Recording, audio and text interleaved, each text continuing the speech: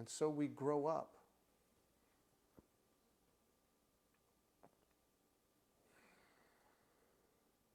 with a distorted image of ourselves. An image that's not true, a distorted image. And why is that image distorted? Because what people are offering us as an image is their distortion. We can't look out and see someone tell us what we really are because they're all clouded.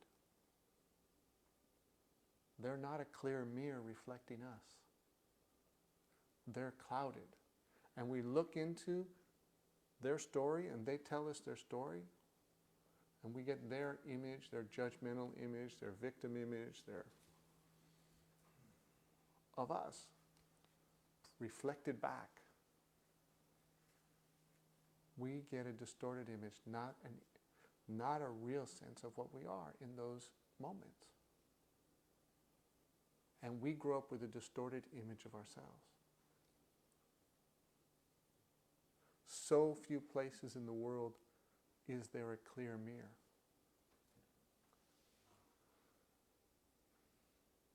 Someone can say, "You're beautiful. Lovely. I love you." And hold it long enough that we go, "Yes." And even if we do, in those moments that we do, we still get the other distorted image from other places. So now we have a clear sense of ourselves and a distorted image in the battle in between, back and forth, back and forth. I'm beautiful, I'm lovely, I'm great, I feel great. And in other moments, this is what we feel like. So this distortion and until usually somewhere over time, what is just love coming out of us, our presence in this body, is so clouded over we don't feel it anymore.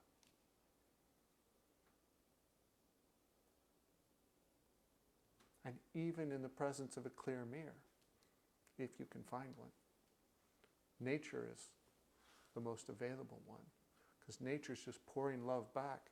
And if you spend time in nature, you're just feeling this beauty. You're like, everything that's created is beautiful. It's beautiful. And you can feel the love coming out of it. It's like, oh, and I'm a creation also. And oh, I feel the love, and that love's not just coming out of everything to me, it's coming out of me to everything else. Nature gives you that clear mirror, but a distorted image doesn't make that interpretation. The distorted image makes the interpretation of a distorted image, says, oh, nature's so beautiful, but I'm so ugly.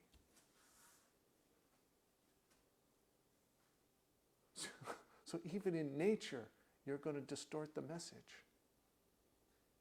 Even when the message is truth, your distorted image, your story, distorts the message.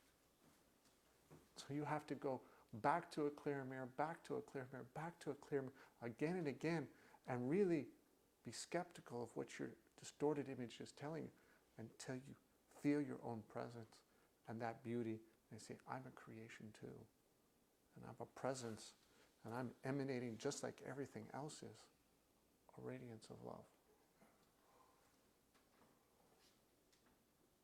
And that's when you start to experience moments where you're a clear mirror. I know what I am, and I'm reflecting the love in the world back to the world.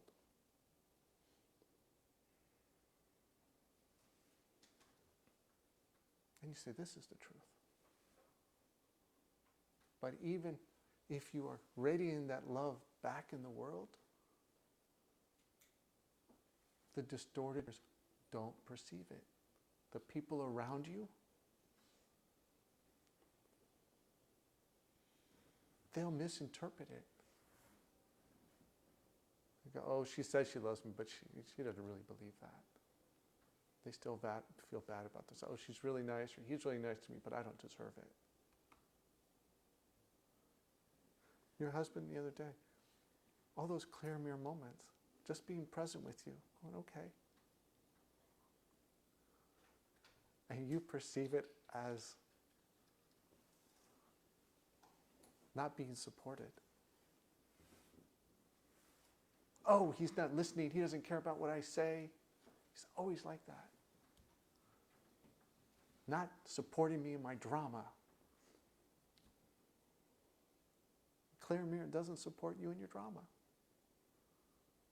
A clear mirror supports you, the essence of you, the real you, but doesn't support your distorted image.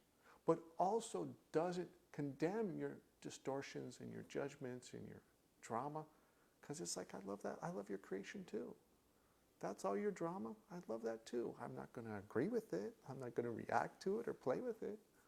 I still will express radiance and love because that's a creation too. Clear mirrors seem odd that way. And they can really tick you off because they're not reacting the way I think they should. And they sound like and they seem like they don't care. It can be really infuriating to be in the presence of clear mirror because none of your drama is supported.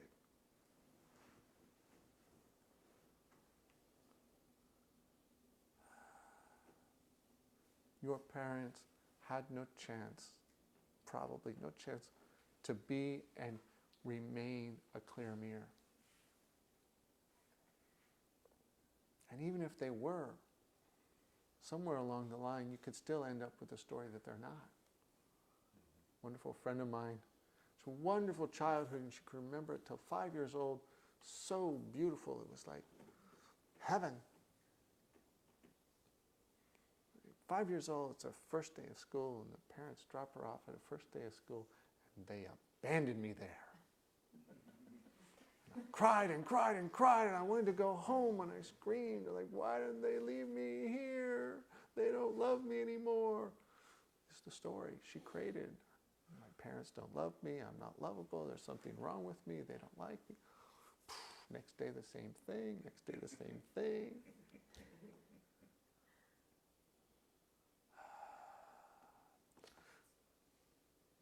30 years later, click.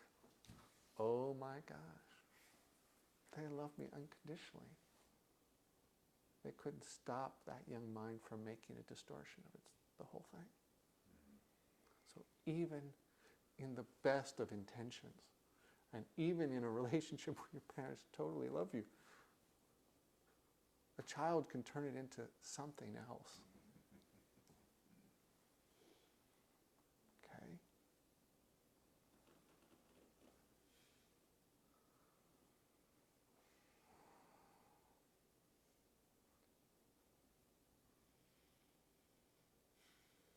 I love you. You're beautiful. I love your dreams and creations of drama. They're beautiful. I don't agree with them. I don't support them. But I don't judge and reject them either.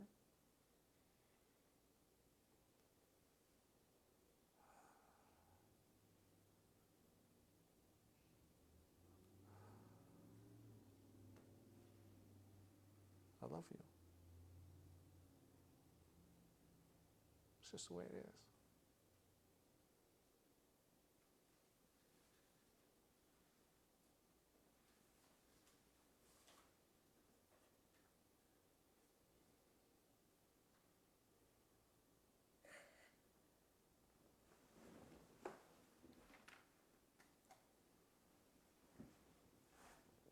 Everywhere people are looking for the truth.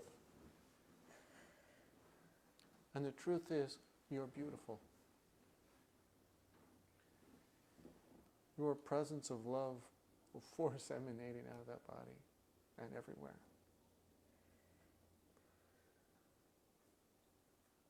And hardly anybody can tell you that.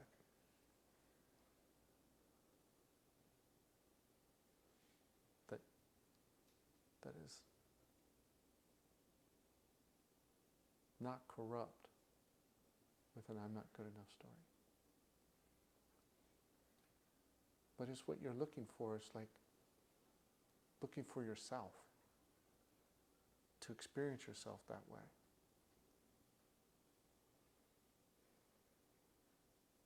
But if you ask people, what do you think of me? They tell you, oh, you're smart, you're beautiful, you're funny. They can tell you all the good qualities. But they don't have that dream of presence, of experiencing themselves that way and knowing that everybody else is that way also. Even if they put it into words, it's not really the way they experience it. They have the story of it, like this is something I was told, is what I am and is what you are. It's their intellectual idea of what beauty and unconditional love and their presence is. Then it's their intellect's version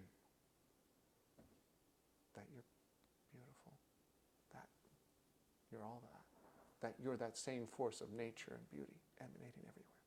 It's their story of it. That's what they can tell you. And so we end up with this intellectual idea, and then we feel inadequate because we don't really feel it. More distortion. But when you really feel that life, like nature, or a rare occasion, a clear mirror, is you have that experience from them or from nature, you feel it. And if you're feeling it long enough, often enough, you stop questioning it and you drop down into not just that, oh, I'm experiencing that, but no, I am that.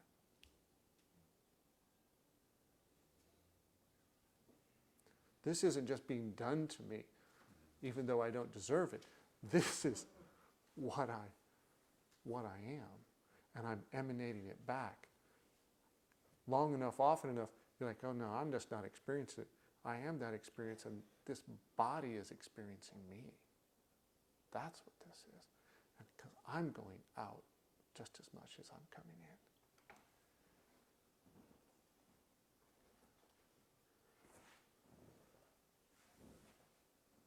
That's when you're a clear mirror too.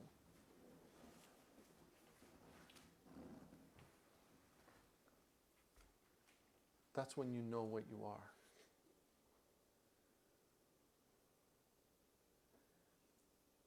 And that's when you know what you are, you know what everybody else is also.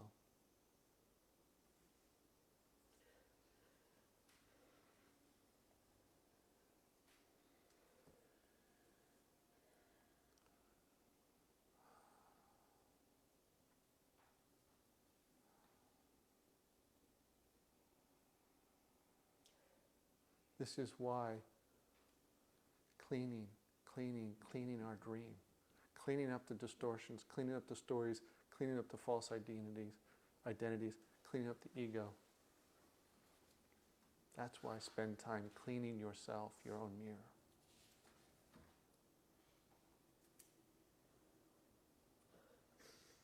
So that when the light comes in, you don't distort it. And when the light wants to come out, you understand it and experience it as it really is.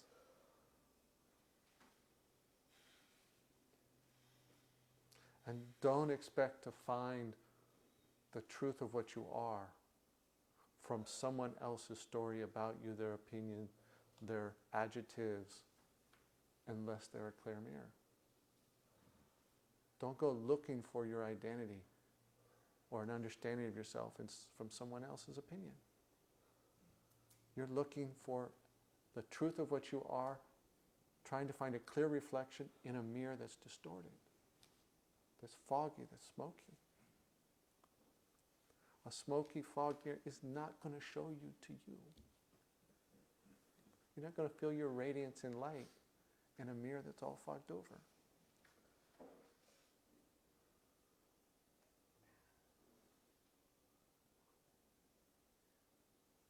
You'll find the truth of what you are either looking inward and feeling that radiance coming out and going, that's what I am, I'm that radiance of love coming out. Or you're going to find it outside in a clear mirror as a person or nature or something beautiful, and you're going to feel it coming in and going, that's what I am. But those aren't the most places we look. We look in all the wrong places.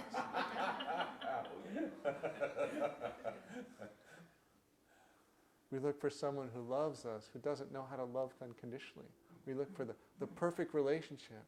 Oh, I want somebody who really loves me. But they come with their judgments, their opinions, and they're not good enough stories also. And so that's what they have to share. Even the tall, dark, and handsome mirrors too. There's tall, dark, and handsome and beautiful fogged mirrors also, yes. Okay. And blonde and brunette and blue-eyed and brown-eyed fogged mirrors too. Okay, and some bald ones. Bald ones, yes. Okay. So, choose very wisely when looking for the truth of what you are. Choose wisely that source of information. So it's really reflecting you. And don't believe the distorted mirrors, giving you false images of you. Okay? Is it clear?